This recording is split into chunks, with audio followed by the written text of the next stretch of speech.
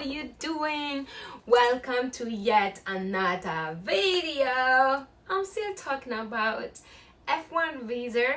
I mean, if you are not interested, if that's not your niche of content, if that is not your kind of content that you want to consume, I am still there. I'm still talking about the F1 visa, and I would advise you to share this information to somebody who's gonna benefit, in terms of maybe somebody who's looking forward to go for an interview, somebody who's interested in F1 visa, somebody who's interested in pursuing education abroad, somebody who wants to or somebody who's career oriented and wants to see themselves out of their comfort zone and do this a different place, a different country, abroad, in that way.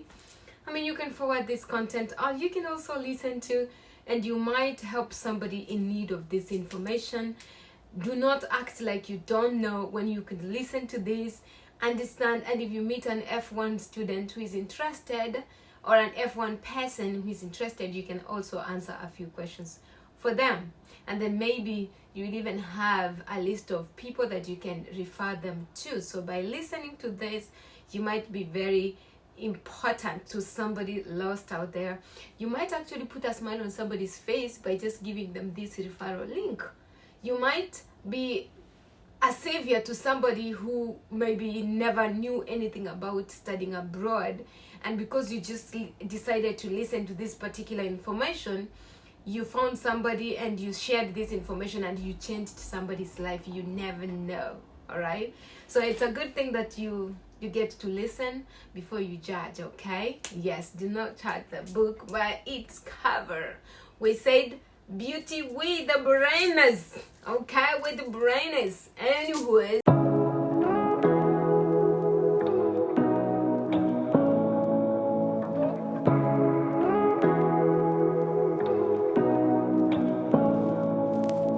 say what you wanna say to me now. I wanna wake up with you in the morning. Show me there's nothing fake to me now. I wanna wake up with you in the morning. Say what you wanna say to me now.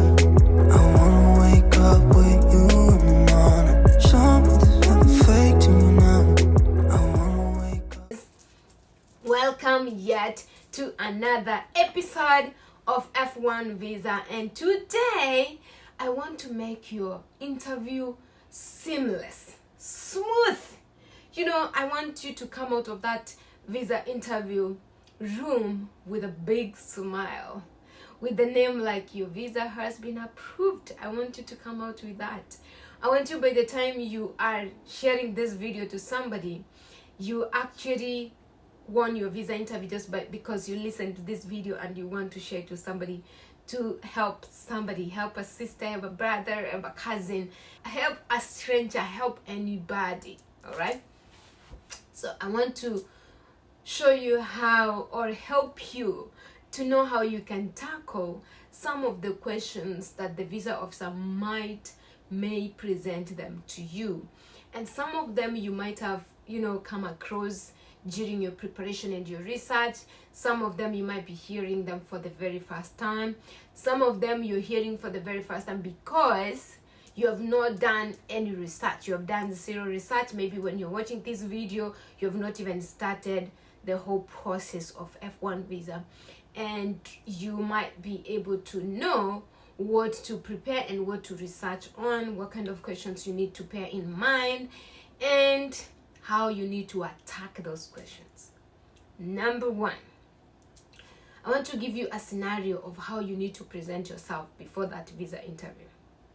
First of all, I want you to dress casually, casual, official. I mean, you don't have to kill yourself with a suit, but do not go with a katumbo cut and think that you are going for a beauty contest. That's a serious. I'm not saying you should be very extremely serious about dressing official with a suit and tie and everything. Dress casual official. Casual official, I mean, like, if you are a man, you can do a shirt and you can do a khaki trouser, and or if you're a man, you can also do like a a pull neck, or you can do a sweater top with a khaki trouser or with an official trouser and official shoes. I mean, don't go there with sneakers, honestly. You're not going for a sport game. Is it Champ League? I don't know how they say it, but you got me, okay? I mean, oh, come on. You should not just go with your pajamas and like somebody who's just going for a night dress casual visual. If you're a lady, you can do an official dress. Do not put anything that is above your knees. I mean, at least something below your knees or just on your knees. Something that gets you to look presentable. Something that gets you to look appealing. I mean, you don't have to really look attractive in that way, sexy and all that. But make sure you are presentable. You don't have to kill yourself to buy new clothes and anything. When I went for my visa interview, actually, I just got some clothes, some old set of clothes that I used to have. It was my official pants that was not fully official. It was casual official pants. I mean, I'm not gonna get that picture. I don't want to tell you. If I get the picture, I'm gonna put it here. No, I'm not gonna get that picture. I mean, if I get it, okay, I'm gonna put it right here for you to see, or right here. And I had a flowery top, and I had a small official coat. I was looking casual official. I was not really too much done. I had my hair done and I had like a ponytail.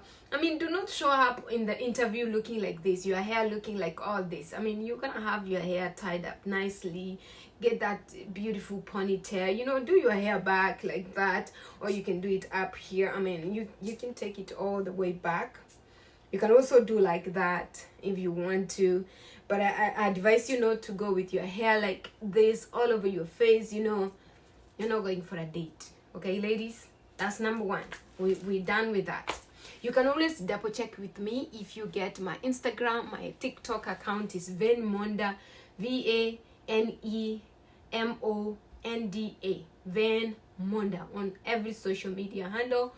You can inbox me, send me an email to my email address at ihineyvane@gmail.com if you want to reach out to me and you want me to double check with your outfit, or you want me to double check with you how you answering your questions, if you're doing so good about it. I mean, I'll have to like create time and help a sister, help a brother, help, you know, a daughter, or help somebody you're stuck somewhere and who wants some clarity. Okay, so you can double check with me if you want, or you can double check with a friend who has gone for an interview. And not everybody who has gone for that interview really knows what exactly needs to be done. I mean, I'm not trying to discourage you from reaching out to some students who have gotten their visa approved. I'm not trying to limit you to spend money to some experts for them to help you, but also do not rely on a student who just got a visa yesterday. I mean, how much do they know to share with you? Or they will tell you some information that they are not sure about. They just used them, and by God's luck, they got that visa. Some of them might really know, but they're not legal experts to help you understand what you really need to know for your visa interview. I'm not a legal expert also. I'm just trying to help you figure out what kind of things that you can do before your interview, and how can you kill that interview, you know, how can you grill that interview and come out with an approval. Some of this information that I'm giving you, those are my own research. You can also do your own research and add more adequate information to what I'm about to share. Oh guys, I forgot to pull out my necklace. I mean, I'm not trying to impress you, but I'm trying to look elegant and beautiful. Yeah, I forgot to give credit to myself. Hair done by none other than me. Okay, yes. So what were we talking about before? This necklace thing rudely interrupted my conversation, and you know, tapped all the knowledge that I was about to share with you, but I mean, it didn't finish. So we do have it here. So we are done with the dress code, right? Now let's talk about the kind of questions that you will come across. Some of them might be asked during your interview. Some of them you might not even come across them. but I'm trying to cover as much as the obvious ones, the very obvious questions that you might be asked during your interview. Question number 1. You should be prepared and you should be ready, equipped with great research about this particular question. Why are you here today? I mean, every F1 international student who is going for a visa interview, you should know that that question will, in one way or another, that question might be there. I mean, the visa officer wants to know why you are there today, why you're here for this interview, what has brought you here today, you know. And definitely every F1 student knows very well the things that has brought you there is definitely your F1 interview. You are definitely there to be interviewed for your F1 visa. You're definitely there because you are purposing to travel to the United States of America to pursue your field of interest, to pursue your program. It might be undergraduate, associate, bachelor's, master's, PhD, doctorate degree, whatever, you know. Narrow down and give very concrete, brief answer, straight to the point. By looking straight to the visa officer's eyes, go ahead and tell the visa officer the reasons as to why you're here. Mention you're here definitely for your F1 visa. Upon approval, it will definitely enable you to travel to the United States of America. Tell him what you're going to do in the United States of America. Mention your program. You'll be pursuing this particular program. If you still have time, he has not cut you short. Go ahead and mention for what duration will you be in the US? How long is your program? Mention things like those. What is your program about? Why that particular program? Why are you interested in that particular program? If you still have time, if the visa officer is interested to keep listening to you, keep going. Do not just answer a question, why are you here today? I'm here for my interview. And you just go silent. Or I'm here for my F1 visa, which will enable me to travel to the United States of America. So what? To do what? Okay? Do not give extremely short answers. That shows lack of adequacy. You know, that shows like your explanations are too short and too limited to somebody who is equivalent to somebody who was cramming some answers. And whatever you are able to deliver is what your memory is able to remember at that certain point. You need to look like somebody who is already aware of the situation, aware of the questions, aware of the interview, and somebody who is fully packed up with so much information that you're so willing to share within that particular time that you've been given. You need to put in mind that you only have 3 minutes to answer all those questions. Just do your best. Do not look like a boring individual. Do not show your anxiousness and your nervousness. I mean, be bold, be courageous. I've already talked about those things on the other video. You can search. Question number 2 that always will never miss. Why should I approve your visa? Some students, they lack attacking skills. How you need to attack this question?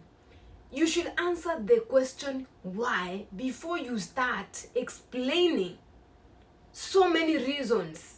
Some students will go ahead and start talking about their program. Some of the students will go ahead and start talking about some irrelevant information, and later on they now answer the question as to why their visa should be approved. I mean, definitely, if your visa is approved today, you'll be able to travel to pursue your dream career, and you can actually mention that particular career. If, for example, I was the one being asked that question, why should I approve your visa? Upon approval of my visa today, sir, I'll be able to travel to the United States of America to pursue my master's in cybersecurity at Rowan University. I actually got this opportunity through a friend of mine, or I actually got this opportunity through my extensive research, and that's when I come across this, and the way I applied to this, you pack your information. Look like you know what you're talking about. Look like you, given an opportunity, you can talk and talk and talk. Given an opportunity, you can give a lot of information. Look like somebody who is his story very well. Present yourself like you really know your case very well. Do not start talking about step number 4 before you can answer the question why. Some students confuse between the question, why should I approve your visa today, and why are you here today? Why you are here today is because I'm here for my F1 visa interview, upon which, if I am approved, I'll be able to travel to pursue my master's degree at Rowan University. My master's degree program is Masters in Cybersecurity, which takes a period of 2 years, and the program starts from this particular date. Mention the month, the year, and the end of the period, month and the year. And actually, after my graduation, I have these plans. You can jump into it, give an opportunity to express yourself. I'm not saying you frontier too much information, unnecessary information, to look like you know it all, and also to jeopardize your visa approval because you are also frontiering unnecessary information. But the information you're frontiering is relatable to your field of study, is relatable to your interview, is relatable to your visa interview. You're not talking about visa. Can I also tell you why I chose this school? I mean, do not do that. Do not help the visa officer to know what kind of questions he needs to ask you. No. Relax. You are the interviewee. You are the interviewee, yes. Let the interviewer interview you. Please do not change roles. If you switch roles, you will be switching roles by yourself. Question number 3 that probably you might be asked, and every student is always asked about: who's going to sponsor your trip, or how you sponsoring your trip? If you are sponsoring your trip by Empower Loan, be proud of yourself. I mean, it's an international student loan that helps to sponsor international students, their education abroad, and show yourself how you qualified for it. Speak highly of how you really qualified, because not everybody qualifies for an Empower Loan or any other loan. There must be a reason as to why you stood out among other applicants. There must be a reason as to why you qualified for that particular company to give you that loan or that scholarship. Speak the qualification that led you to qualify for this particular sponsorship. If it's your parents sponsoring you, I am sponsored by my father. My father is ABCD. He does this and this. Mention his income per month, and mention his total income per annum. And do not forget to show the visa officer that you understand my program, and it requires maybe $22,000 for one academic year. And from my father's income, which he makes up to this, he is an engineer, he is this, and this is how he makes his income, which is more than what the school requires me per annum. And even if I calculate the amount of tuition fee I'm required for a period of 4 years, from what my parents is earning, or from this particular entity, or from this particular scholarship, or from this particular loan that I'm getting, I will be comfortably, sponsoring my education, or my education will be comfortably sponsored without me being worried about, what about next semester? What about, next year? I don't have to worry about, because my tuition is this amount of money. You can actually mention, you don't have to really mention every tiny figure of your tuition fee or the cents that are on top of it. You can mention the round figure, the figures around that amount of money. My tuition fee is maybe $10,000. My living expenses is probably 18,000 or less, or 8 or 7. My medical insurance is it's this amount of money. Books, my transportation, miscellaneous expenses is up to this. The total of this comes up to 27. Show the visa officer that you understand very well the amount of money you require, or how much is your tuition and your personal expenses, all that for one academic year, and for the 4 years that you're going to spend in the US, or the 2 years, or the 3 years. Show them that you understand your program very well, and from this amount of money, I'm aware that this loan gives me this amount of money. I have this from this particular scholarship. my parents are going to sponsor the deficit and calculate the deficit. Let the visa officer, yes, of course they can calculate, but it's also good. It's your responsibility as a student to mention those deficit. And if you don't know the exact deficit, or you can't remember, always use the word the deficit is around this amount of money which my parents is able to sponsor. And you just don't mention my parents is able to sponsor from my parents is earning, or from my uncle, or from my auntie, or from this particular person sponsoring this, is making this amount of money. The source, how much, per what, per annum. Mention the currency of your country.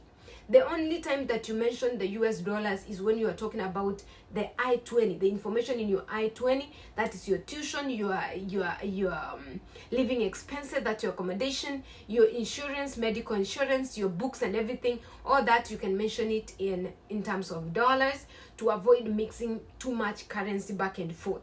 But when you are talking about how much your parents are making or how much you're getting from this entity, maintain your home country currency. Or if you want everything to go in dollars, I mean, you can do that, but I advise you to be familiar with your home currency and do not act like you know it all, okay?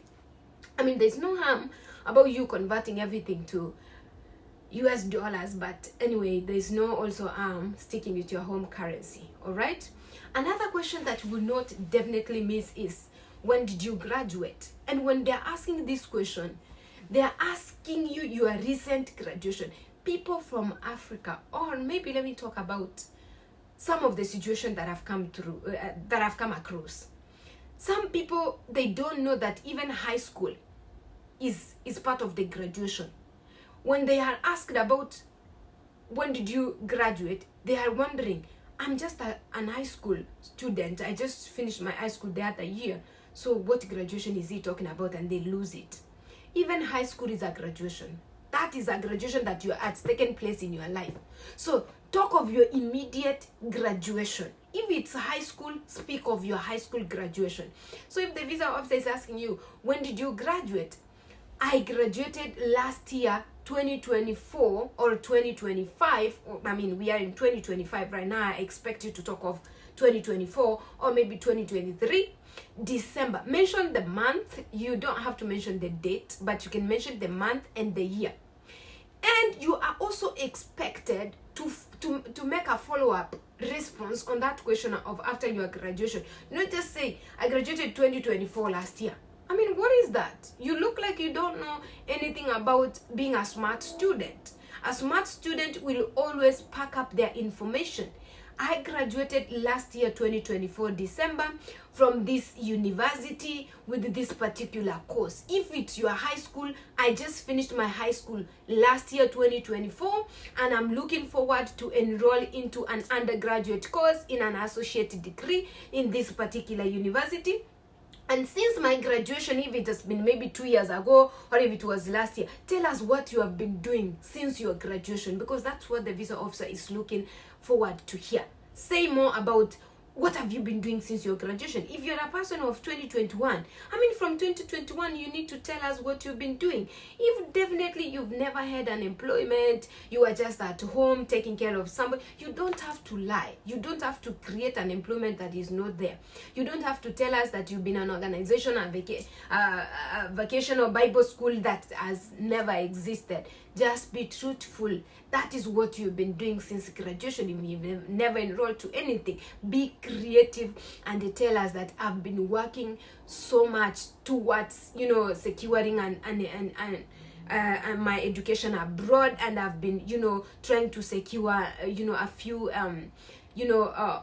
finances from this farming that I've been doing, or by helping my parents. I've been taking care of my siblings so that my father can get some good amount of money to further my education, because immediately I couldn't join school because of financial constraint, but now I had to give my father a break so he can get to gather all the finances. I mean, be creative. All they want to see is the creativity in you. They want to see a creative mind. They are not bothered to have quantifiable information that is of, like, oh, I've been working as a CEO, I've been, no. They want to see, given an opportunity, can you produce a better person in you? Can you say something that is researchable? Can you say something that is more creative? Can you talk about beautiful things about yourself? Yes, you've not been working, but what can you talk about yourself? What have you been doing?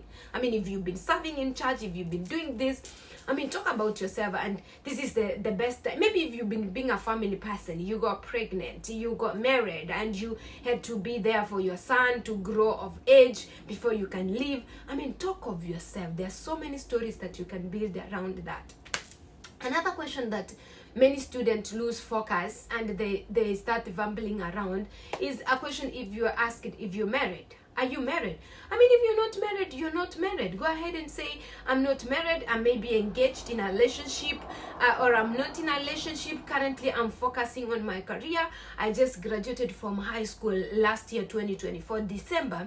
And I'm focusing on my career right now. I want to build my career to another level before I can even start thinking of a relationship or thinking of, or I've been taking care of my sick grandma, or I've been taking care of my sick grandfather. I've been looking after my siblings, I'm the elder one, and I had to, talk about things. You just don't have to say no and be quiet. Are you married? Yes, and be quiet. I am married to my lovely husband Peter, who is an engineer doing this and this, and during this time of my study, he's remaining at home. He's the one who's going to be taking care of ABCD or our children or our business, or he's the one who's going to be remain home and send you finances. Or if you're married and you have no children, talk about your husband, talk about your extended family, talk about the relationship you have with your extended family, how you are looking forward to come back and meet them, and maybe how you're looking forward to have a beautiful wedding after your graduation. Be more creative. They want to see a creative mind. They want to see a visionary kind of mind. They want to see somebody given an opportunity who can turn that opportunity into a gold. Not somebody who's given an opportunity and they don't utilize the resources available to make better, to build a better person from where they are. So there's so many questions that can come up. Maybe they ask you, do you know about OPT? OPT is optional practical training. CPT is curriculum or practical training. I mean, those questions, you need to be familiarizing yourself. What will you be doing during your free time? There is a lot of things that you can be doing. Many students miss this opportunity by just, concentrating their limiting their exploitation of their mind and research. And they just say, I will be studying. I'll be doing more research. I mean, that's the obvious thing. During your free time, there are so many things you can do. Free time does not mean that you have to spend time in the library reading. Yes, of course, part of it you'll be doing your studies more, especially the first months, the first weeks, because you haven't gotten into the system, get used to the system and know how to navigate through the system. Of course, you'll be spending much time in the library, but there's so much that you can do during your free time. You can visit friends. You can enroll into organizations in the school. You can FaceTime your family back at home. You can, if it's winter time, you want to build a snowman, a snow woman, you want to build a snowball, you want to see how snow is like, you want to play with the snow, you want to vlog, you want to take videos of yourself. If it's fall, like during the springtime, you want to see the transition of the trees from green to yellow, pink. Yeah, I mean, it's amazing. It's a lot of things that you can do during your free time. You can also travel during your free time to go say hi to your loved ones. There's a lot. You can play soccer. You can play rugby. You can play, there's a lot. You can attend singing classes, swimming classes. There's a lot that you can do during your free time. There's a lot of resources provided by the school. So make use of the school website and see what can be done during your free time. What does the school offer that you can make use of during your free time? So do not look like somebody who is limited to information. Show the visa officer that you have done an extensive research. If you like swimming, for example, from your home country and you want to venture into that. If you like DJing during your free time, those are one of the activities that you want to do for your PE lessons. If you like singing, you can be singing during your free time. If you like piano classes, you can be doing that during your free time. I mean, there's a lot that you can talk about your free time, that you should do more research about the institution, what is being offered. Yes, you can do your research, but let that obvious answer be the last answer that you can give. Of course, you're looking forward to do your assignments and do research and look for opportunities that are available in your institution that you can engage in your free time. You can be cleaning during your free time. You can be doing laundry during your free time. There's a lot that you can talk about. Some students, they look like they know nothing about that question. Do you know OPT? When you're asked about do you know OPT, some student would go ahead and say, yes, I know about OPT, and then they go quiet. So you make the visa officer wanting to take words out of you, take the information out of you by begging you, through asking you questions back, and oh, so you know OPT. So what is OPT? Optional practical training. Oh, so given a chance, will you take the optional practical training? Yes, sir, or no, sir. I mean, look like an expert. I'm not telling you to be an expert, but look like an expert in critical thinking. You're going to have to build a mansion during that interview. You're going to build a brilliant student who deserves to get that visa approved. Okay? By answering that question like nobody's business. Show the visa officer that you are aware about optional practical training. What is that? Who gets that? When can you get that? Is it mandatory? Is it for every student? Who gets to qualify for that? Go ahead and jump in and give that information fast, straight. Look at his face and say, yes, sir, optional practical training is granted to you, or it's actually given to students after their graduation. Some students will decide to take it, some students will not decide to take it. Given an opportunity, I'm looking forward to it. Or I am actually not one of those students who will take the optional practical training because maybe you have some other things to do back in your country. Maybe you are married and you have a young child and you left this child with your husband. Maybe your partner is looking forward to also, further their education and their studies, and you are the best supportive partner that you can be, and you had an agreement that you go first. After your master's program of 2 years, please do not take an optional practical training. Come back home so that I can also go back to school as soon as possible before we can have children or before we can get another child. So go ahead and tell the visa officer, I will not take the optional practical training. Do not say you will not and don't give a reason. I am looking forward to also take care of our young baby, my husband, to go back to school, also to relieve him from the responsibilities of taking care of our child, Peterson Wamau, or you can mention the name of your child who is 2 years old. Pack up your information really good so that he can also go back to and further his education and do his master's program, because both of us, we are looking up to, in the next 5 years time, we're looking up to every one of us to have our dreams, our master's program before we can add another child, or before we can really start a fully family, commit to our children, and we want to get sustainability and stability. Or I'll be the one taking care of the business also, which is the financial source that furthers my education. So I have also to come back home, look after our business. While it's generating money, I should be the one sponsoring my husband to go back to school. That's why we are not able to go to school at this time, the both of us. I mean, look like you know what you're talking about. And if you're that student who's looking forward for that optional practical training, tell us why you need it. My program is a STEM course, and a STEM course is a technical course that requires practical skills.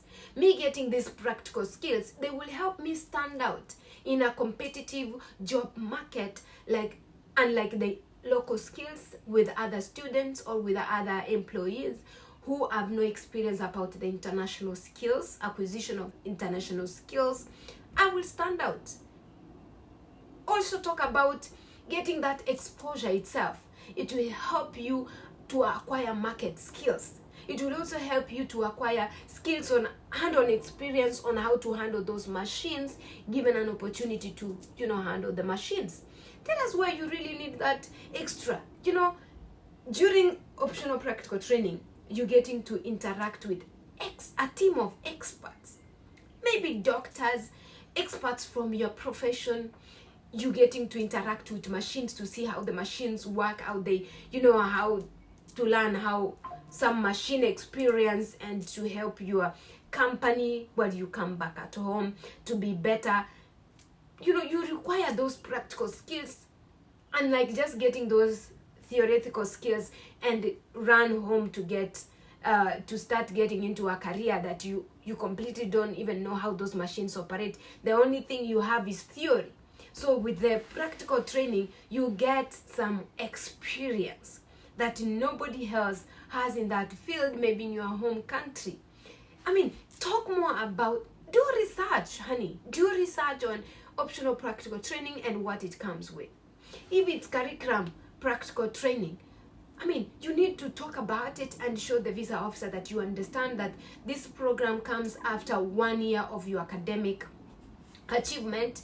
After your academic studies, 1 year of your academic studies, you get to have an opportunity to do an internship.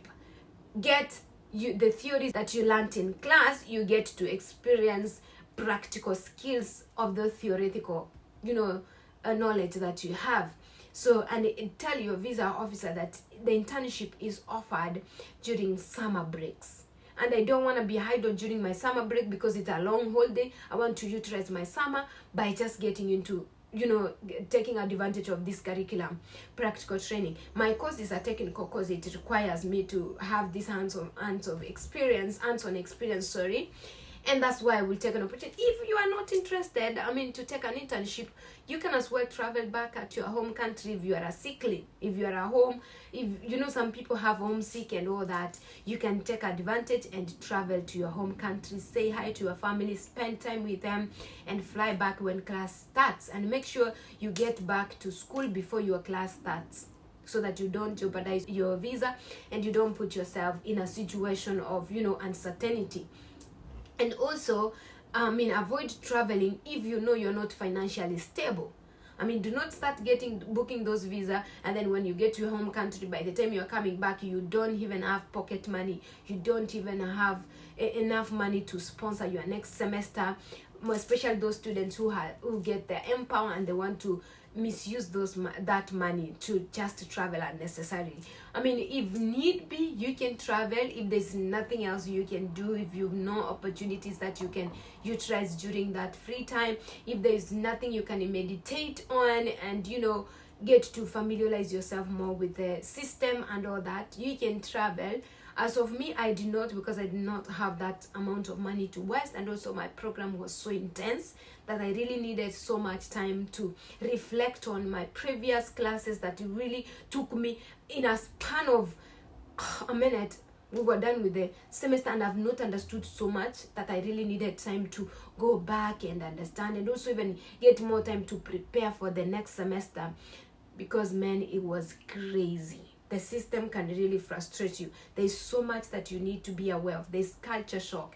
There's acquisition of language. There's a lot that comes with international students. There's understanding of so many different cultures, different people from different backgrounds, different people raised differently with different people.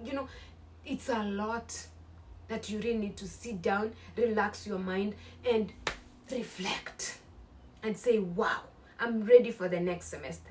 Some students quit, some persist, but I will advise you to persist, because nothing comes for free in this world.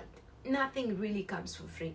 You're going to have to put effort. You're going to have to focus. You're going to have to maintain yourself in that seat for you to achieve. People don't just wake up into money. Some of them, they just were born lucky enough in a family where parents really worked so hard and made it easier for them. But the majority of us, they really need to work hard. So if you're really one of them, then you really need to put your sicklings and your homesick aside and focus. Everybody's in that situation. You think you are alone? No. People are going through a lot in that same position you are in. So, I mean, you really need to prepare intensely for that visa interview. If you think having money, having that bank statement, having the right documents is enough for your visa interview, for you to get that visa approval, no, it's not. It's a lot that comes with intense research. I mean, you need to know your program very well. The visa officer might ask you, why this program? I mean, why did you choose this course? You really need to tell us what the course is going to benefit you, what the course is going to benefit your home country, what the course is going to benefit the job the market. I mean, the future in you, what you see yourself in that course in terms of your career. How is it going to build a different person you? I mean, what are the kinds of opportunities that you're looking into in that particular course of yourself? What are you looking forward to exploit? And how are you making sure that you access the resources available for you in terms of your career? And how is it even relatable to what you studied before on your undergraduate, or how is it relatable to you as a person? I mean, do you even have passion? I mean, just having a passion in that course is not enough. You're gonna have to do research about it. Mention some of the courses that you like. Show the visa officer that you are aware your course is taking this period of time, from this time to this time. Mention the year and the month, and it's gonna end at this time. Show the visa officer that you even understand some of the curriculums, some of the courses that are being covered in particular in this field of yours. Mention 2 to 3 courses. Show the visa officer in your first semester, this is how much I'm going to cover. How many credits are you going to cover per session or per semester? How much of workload do you have? How prepared are you in that particular? How well do you understand your field of study? Okay? Yeah, you're gonna have to do a lot of research. You're gonna have to do a lot intensive research. I'm not scaring you, I'm preparing you for an approval. Okay? Yes, my desire to I aspire to inspire you, and my desire is to impact knowledge unto you virtually, to make sure that my people will not perish because of lack of information. I was not fortunate enough to get this information when I was growing up, but I will not let you suffer, and yet I know I can pass this information to some of you to make use of it and benefit from it. So grab this opportunity and run with it. Do not give up because somebody has been denied a visa. No. And if you are denied a visa, make sure you don't go back to your embassy to seek for another F1 visa before a period of 4 months elapses.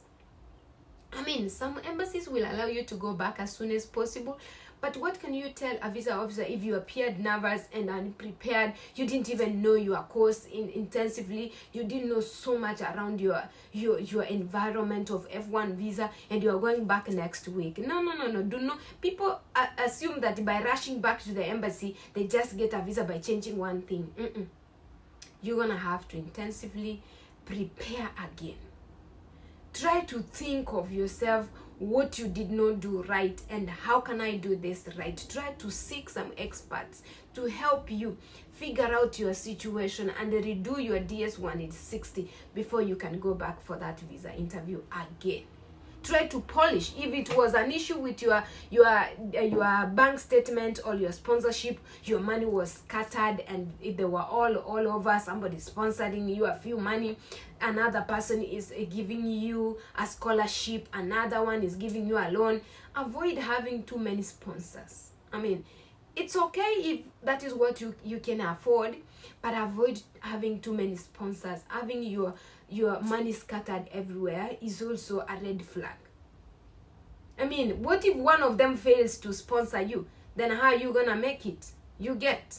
Having your money concentrated in one entity is a good way to even convince the visa officer that your duration of study, you will not have issues to do with financial capabilities and raising that financial money that you will need for your academic period.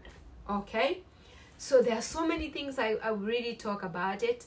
Some of them, after you reach out to me, we can square them down depending on individual cases, and all that. But I hope this video today has helped you, I mean, get some knowledge and get some insights on a few things that you can do to get that visa approved, bring that visa home.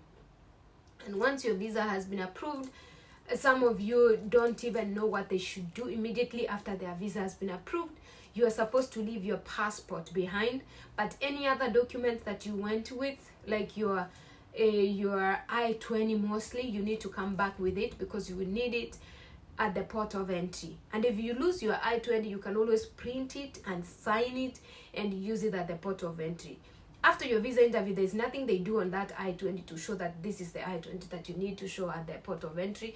You can always print another one if you lose it, but it's always to be, an organized student. Do not lose your document. I mean, how can you do that? And you're saying you're a smart student and organized. You and prove it by keeping your document intact and not losing your document. So you will have to leave your passport, because that is where the US government is going to stamp it and give you a visa. So a visa is just a stamp that is going to be put on one of your pages, and it will be covering the whole page of one of your passport page as a US visa, showing the date that you got that visa, the name of the embassy where you got the visa. Those details are very crucial at the port of entry. Do not lose your passport after it's approved. Some of you get too excited and they don't keep their documents intact, and they end up losing those documents. If you lose it, I mean, you can't travel, you can't pass through the port of entry, because you have to get that visa. You have to go back to the embassy to get it stamped. I mean, I don't know how that is gonna happen, but just keep it safe, okay? Keep it safe. As much as you are excited about that information that you received, be composed and keep yourself together. Share the news to people that love you. Not everybody want to hear that progress. The world we are living in is evil. Some people are not happy for your progress.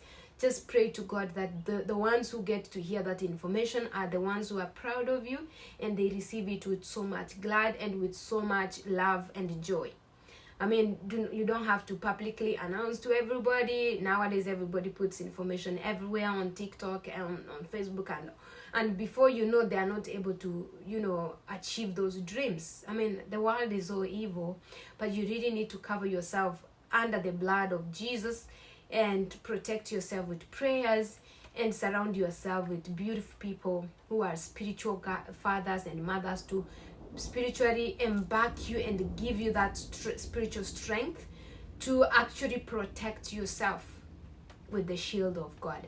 Otherwise, I hope this video will really impact your life and is a blessing to some of you. I wish you all the best as you prepare for your visa interview. There are a lot of questions I could have tackled, but I can't answer every question. I mean, you're gonna have to do more research on this. There are so many questions. Those are not the only questions that you can be asked.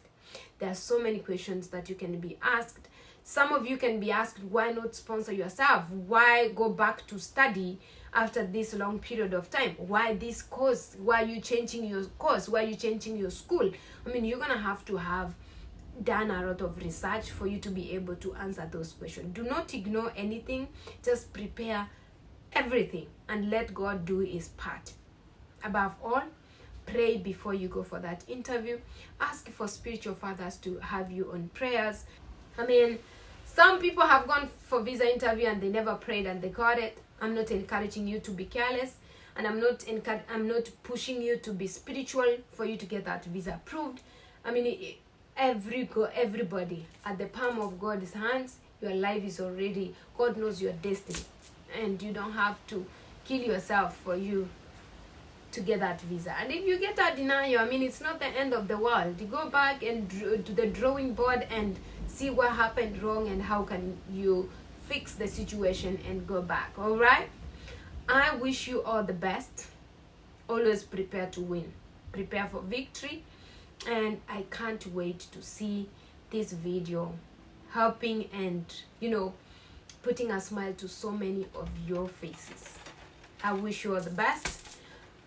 Please like, share, comment. Let this video bless many people. Reach out to so many people. All right? God bless you. Bye bye. Ciao, ciao. Till next time.